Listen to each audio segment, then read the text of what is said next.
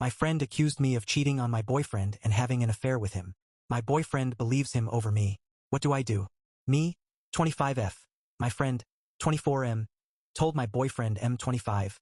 We were having an affair, but we're not. Boyfriend doesn't believe me.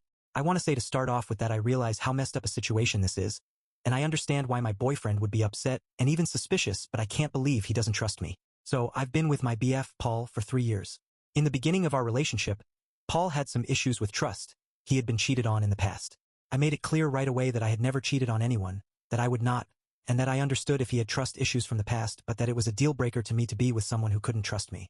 He has, since those early days, been really good about it, and throughout our 3 years together, I think I have earned his trust. I have always been honest with him and never cheated on him. He's asked to see conversations of mine that I've had with male friends twice over those 3 years, and I've obliged.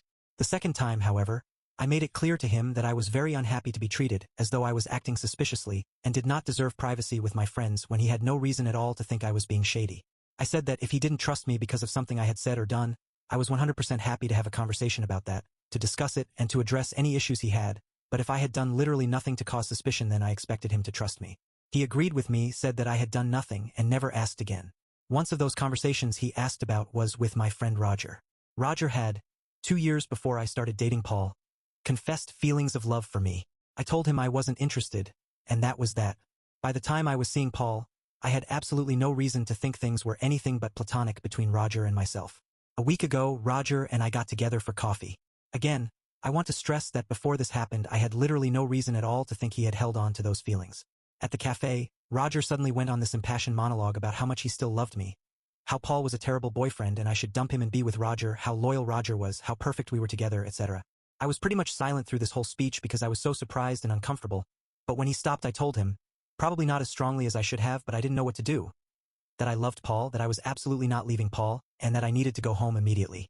I was shaken up by the whole thing, so I took my time getting home to calm down. But by the time I got home, I found that Roger had sent a long, utterly insane FB message to Paul detailing how much he loved me, that we were destined to be together, and heavily implying, but not outright stating, that Roger and I had been carrying on an affair for weeks. I don't know why he did this. I have no explanation. Paul believes it completely. He has listened to my explanation of things, but thinks I am lying. He doesn't want to see me or talk to me at all anymore. I'm completely devastated that Paul would believe this FB message over me. I'm horrified that my relationship with him has ended like this. I'm embarrassed that now I'm being seen as a cheater and a slit who slept around on Paul. I'm utterly hateful toward Roger. It's been a week and I can't convince Paul to talk to me. I know he had those trust issues in the past, but I really believed we were long past them. What do? I don't know what else to tell Paul. I did tell him everything, including what Roger said 5 years ago. Paul thinks that I am lying when I say there was never anything between Roger and I.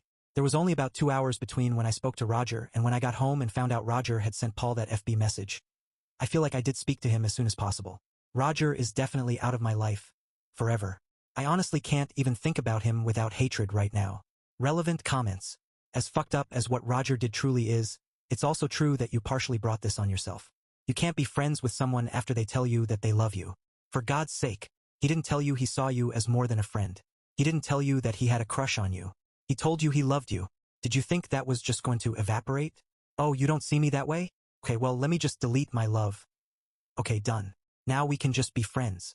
You had no business remaining friends with him after that. You know why? Because 1, it did a major disservice to Roger. He can't move on with his life as long as you're in it.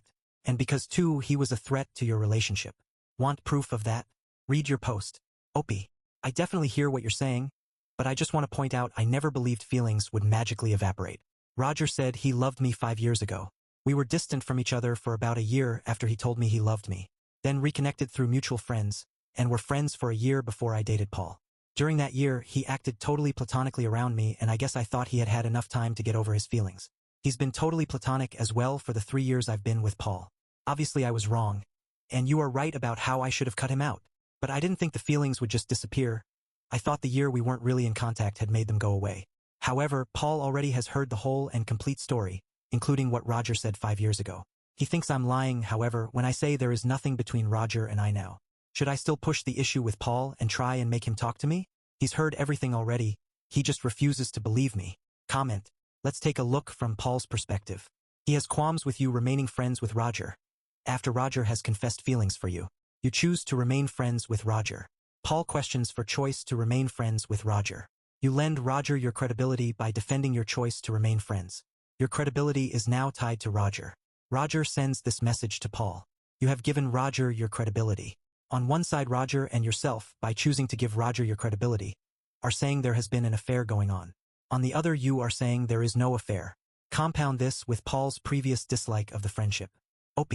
Paul has never expressed any qualms about my friendship with Roger. He had asked to look at text conversations I had with guy friends twice before.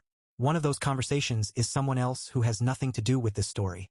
The other of those occasions was a conversation with Roger which I allowed him to look at, and which he clearly saw was in no way inappropriate, which is why I mentioned it in my post. This did lead to me telling him how I was not happy he wanted to see my texts in general since it showed a total lack of trust. But it had nothing to do with Roger specifically. At no point did Paul ever question Roger, and at no point did I ever choose to remain friends with him in opposition to a request by Paul. Update. I want to thank everyone so much for commenting. Before I post what happened, I just want to address a few things that I didn't get to in the first post. First, Paul knew I was having coffee with Roger. It wasn't some kind of secret thing. Paul has female friends he has lunch or coffee with alone too. So this isn't unusual in our relationship. Second, Paul did not know that Roger had said he loved me 5 years ago. I definitely made a mistake not telling him that, but honestly it was so long ago and to my obviously wrong knowledge was old history.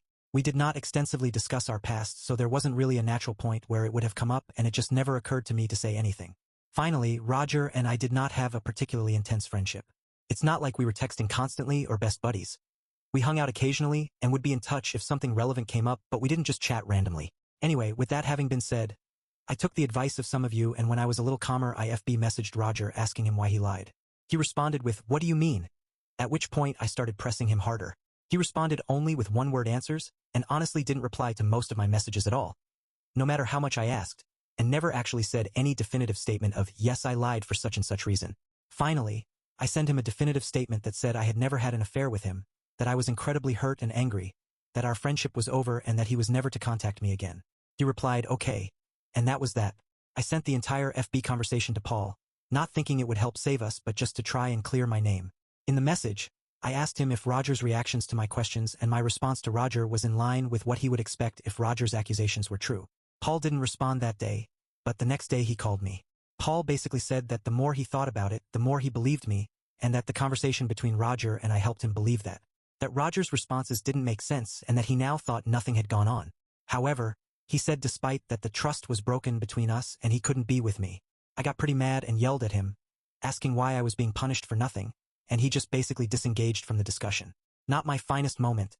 I know, I was just so overwhelmed with frustration. We did eventually end the conversation calmly, if not amiably, and he is dropping off the stuff that I had left at his apartment later this week. I learned my lesson. Not only will any declaration of interest by a friend end that friendship forever, but I will never date someone who has trust issues or a history of being cheated on again. I'm sure I come across as a little bitter about this, but honestly I feel like there was absolutely no point to my fidelity and honesty during those 3 years. I got treated like a cheater whether or not I cheated, and both Paul and I ended up hurt and alone despite being 100% faithful. Better to end up alone or stick to friends with benefit situation than end up investing another 3 years in a relationship to have this be the conclusion. Relevant comments. I can't understand Roger. How does he live with himself? I could never do that to someone. Opie. I suspect, based on what I know of Roger, that he got angry when I rejected him and impulsively sent the message to Paul. He's not, usually, a psycho, so I'm betting that after a bit he realized how terrible what he had done was, and that is why he avoided me or refused to talk to me when I FB messaged him. Why he wouldn't apologize or try and make it right, I have no idea. Comment. This is just a side note. The main thing is you're rid of both these sources of drama. Good for you. But I'm a guy who has declared interest in people and then gone on to be good friends after being rejected. As in, really just friends. So I choose carefully because perhaps you'll write some decent people off if you have a blanket rule. I totally get why you feel that way though. Opie. I thought that this would be possible, but honestly I got a ton of comments, and still am getting them, saying how ridiculous I was to ever imagine I could continue to have someone in my life who once confessed feelings for me. A lot of people have pointed out that by allowing Roger to be a friend or a part of my life at all was a huge mistake, and frankly, looking at the result, I have to agree. I may write off some decent people, which would be a shame, but this has convinced me that I can't allow anyone in my life that might be holding or have at some point held feelings for me if I don't return them.